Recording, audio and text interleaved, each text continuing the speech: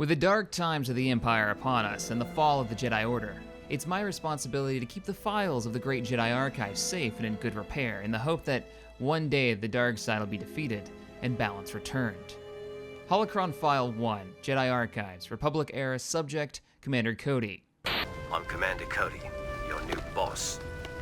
Cody was a loyal, no-nonsense soldier. He reached the rank of Clone Marshal Commander, the highest rank a clone can reach in the Grand Army of the Republic. The original archives tell too little. They tell you the dates and the ranks, the battles fought. But he's more than just date stamps and times, battles. CC-2224 began his life as one of countless cloned officers, slated for a leadership position in the Grand Army of the Republic. Early on in his career, he showed a flair for independent thought that set him apart from his brothers, and drew attention from the Kaminoan, who would select him for special training, where he met CT-7567. Nice shot. The name's Rex. She'll call me Captain or Sir. Whom you'd know later as Captain Rex. It should not be understated in these records how important this friendship was, as it would serve the two well throughout the rest of the war. CC-2224, henceforth referred to as Cody in this holocron, was given command of the 7th Sky Corps at the start of the Clone Wars. The units assigned to the 7th of note are the 212th Attack Battalion, the 2nd Airborne Company, and Ghost Company, all to be referenced in later holovids. With his first command, Cody was also paired with Jedi General Obi-Wan Kenobi. Ship 5 clicks east. We believe it's General Kenobi's. I need you to get out there and check for survivors. Reports say the Jedi Master could still be alive, though I have nothing substantial to report at this time. Serving under Jedi Master Mace Windu at the Battle of Score II, he would find himself under the unique leadership style of Kenobi for the rest of the war. Outside of Special Operations Command, most of those of which are still classified, therefore outside of this historical file, Cody would be handpicked for many special operation missions due to his extensive training.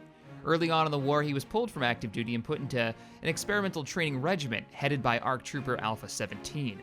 Designed to provoke independent thought among the enrolled commanders, this newfound independent streak was also reinforced by customizing the trainees' armor and taking on names outside of their numerical designations. The commander took on the name Cody, at this time only a captain.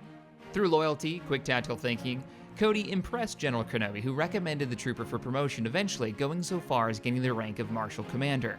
Out of the hundreds of commanders put through Alpha 17's training program, only a handful were picked by 17 and assigned to Squad 7, an elite group of cross-trained commandos that made up the best snipers, demo experts, and Marines who would eventually be given the task of accompanying ranking Jedi on a variety of mission types, most full of daring heroics and blaster fire. A lot of blaster fire. I have a bad feeling about this. Engagements like the blockade of Christophsis, the assault on the Teth Monastery, Cody and Rex even stopped an invasion of the core worlds with a group of rookies at one of the communication stations in the Rishi Moon, saving the clone homeworld of Kamino from a surprise attack. Throughout the war, Cody didn't win every battle, but he sure gave each engagement with the Separatists one hell of a fight. Sadly, during the Battle of Utapau, Order 66 was given on an encrypted channel. It should be noted that minutes before the Clone Army's treachery, Cody had just returned his friend and commander's lightsaber to him before the Emperor, at the time the Supreme Commander's words, wormed their way into the clone's head and forced them to turn on the Jedi. Cody ordered one of his ATTs to open fire on Kenobi, and his Varktile Mount Boga, causing them to plummet into the bottom of a sinkhole. Cody was quoted as saying, "Would it have been too much to ask for the order to come through before I gave him back his bloody lightsaber?" Cody knew the capabilities of the Jedi all too well and assumed the Jedi survived the fall. After the Clone Wars, Palpatine would bring about the rise of the Galactic Empire, transitioning the Grand Army to the Stormtrooper Corps. Commander Cody and the surviving clones composed the first generation of Imperial Stormtroopers. Cody would remain in service to the New Order and witness the recruitment of birthborn humans as enlisted troops, and the slow degradation of training these troops would endure. By the year 1 BBY, Commander Cody was in charge of the Imperial Battalion that was stationed in Tamaria City, one of the cloning facilities located on his homeworld of Kamino. In addition to providing security to the facility, he regularly tested his soldiers with drill exercises, only to be profoundly disappointed by the enlisted troops under his command. Likewise, the men under his command were not particularly fond of the commander's leadership style. The troopers found it unnecessary to patrol the city, the inhospitable climate, and Commander Cody's bitter attitude produced significantly low troop morale among the men. This following information is rumor from secondhand accounts and might not totally be accurate. Around this same time, the Imperials failed to prevent one of Darth Vader's test subjects, a rogue clone of the original Star Killer, from escaping Kamino in the Dark Lord's own TIE fighter. The clone would later return at the head of the Alliance fleet, hence resulting in an assault on Kamino. The Imperial garrison at the city was ultimately wiped out, and Vader himself was captured by the Rebel Alliance, thus marking the rebellion's first major victory in the Galactic Civil War. Commander Cody was a loyal, no-nonsense commander. Through his battlefield exploits and good leadership skills, Commander Cody had earned the respect of both clones and Jedi alike.